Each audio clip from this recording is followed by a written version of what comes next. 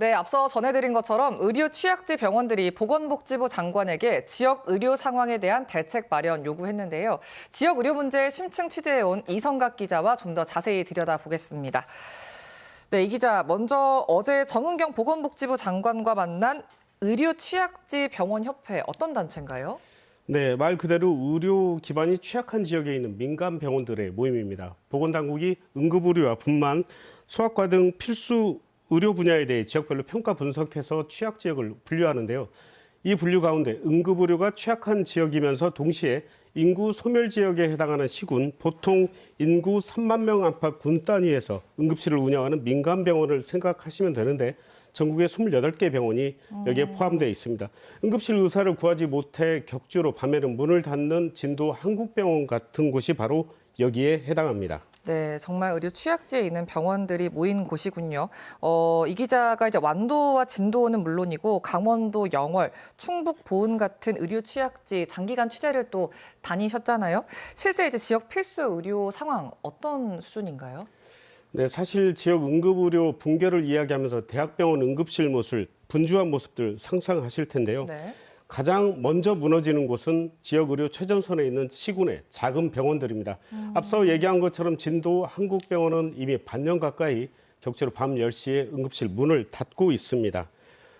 다른 병원들도 병원장이 응급실 당직을 채우기 위해서 직접 알바 의사를 구하고 또 응급실 인력 기준을 못 맞춰서 과태료를 내는 병원도 있습니다.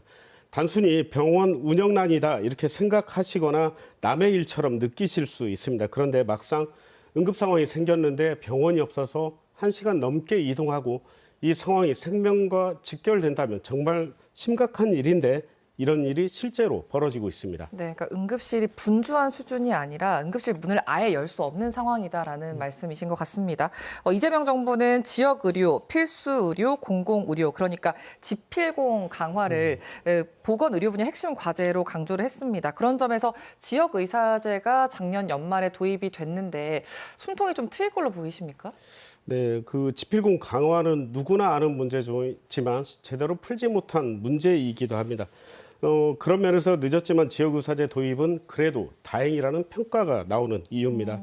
의대 신입생 가운데 일정 비율을 선발해서 장학금을 주고 또 졸업 후에는 특정 지역에서 의무 복무하도록 하는 제도인데요. 네. 이런 복무형 지역의사제에 대해 여러 의견이 있지만 2008년 도입한 일본을 보면 지역의료 인력난 해소에 확실히 도움이 된다는 걸 일본 취재를 통해서 알 수 있었습니다. 네, 우려가 있지만 도움이 된다라는 말씀이신데 사실 정부가 2027학년도부터 도입을 하겠다라고 했습니다. 관심인 건 구체적으로 얼마나 뽑느냐, 그리고 이 제도를 통해 뽑은 학생들이 이제 의사가 돼서 지역에 배치되는 건 언젠지 그거거든요.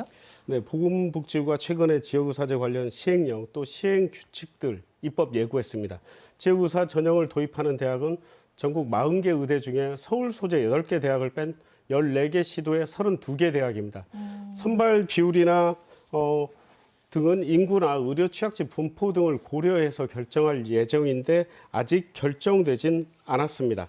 그런데 내년에 입학한 학생이 의대 6년을 마치면 2033년 졸업하게 되는데 전문의 과정 5년을 감안하면 10년이 지나서야 현장 배치가 가능하기 때문에 지역에서는 그 사이 의료 공백을 어떻게 채울지 그거에 대한 대책이 절실한 상황입니다. 네, 어제 이제 정은경 보건복지부 장관과 만난 자리에서도 이런 우려가 나왔을 것 같습니다. 당장의 그 10년이란 공백 동안에 최소한의 필수 의료를 유지할 수 있는 그런 대책이 좀 마련돼야 된다는 거잖아요. 예, 네, 의료 취약지 병원들이 이미 임계점에 와 있는 상태입니다. 지금은 생존의 문제가 걸려 있습니다. 어제 정부에 건의한 내용 중에는 계약형 지역 필수 의사제 정원을 더 늘려달라는 요구가 있었습니다. 네. 앞서 설명드린 복무형 지역 의사가 배치되는데 10년이 넘게 걸리기 때문에 계약형, 그러니까 정부와 지자체가 전문의와 계약을 맺고 지역 근무를 지원하는 방식의 이 정원을 더 늘리자는 겁니다.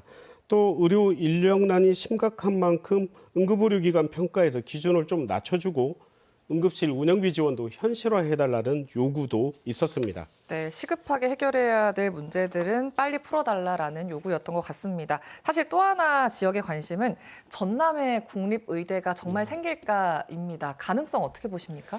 네, 의대가 신설된다면 전남 지역일 가능성이 높습니다. 정부는 10년 뒤인 2037년 의사수가 최소 2,500명에서 최대 4,800명가량이 부족하다고 추산하고 있습니다. 대책으로는 의전원 형태의 공공의대 신설 얘기가 있고요. 그리고 의대 없는 지역의 대학에 의대를 신설해 2030년부터 신입생을 뽑겠다는 겁니다. 신설 의대 정원 규모는 한 100명가량으로 보입니다. 광주 전남 행정통합특별법 초안에도 전남 지역 국립의대 신설이 포함되어 있고 네. 또 의대 신설을 위해서 순천대와 목포대 대학 통합도 고비를 넘어가고 있는 만큼 국립의대 신설로 이어질지 관심입니다. 네, 지역의 수건인 국립의대 설립 하루빨리 좀 이루어지길 바라고요. 또 지역 필수 의료 공백 단기간에 해결되긴 좀 어려울 것 같지만 반드시 풀어야 할 문제인 것 같습니다. 계속 관심을 갖는 게 또 중요해 보입니다. 오늘 이야기 여기까지 듣겠습니다. 고맙습니다.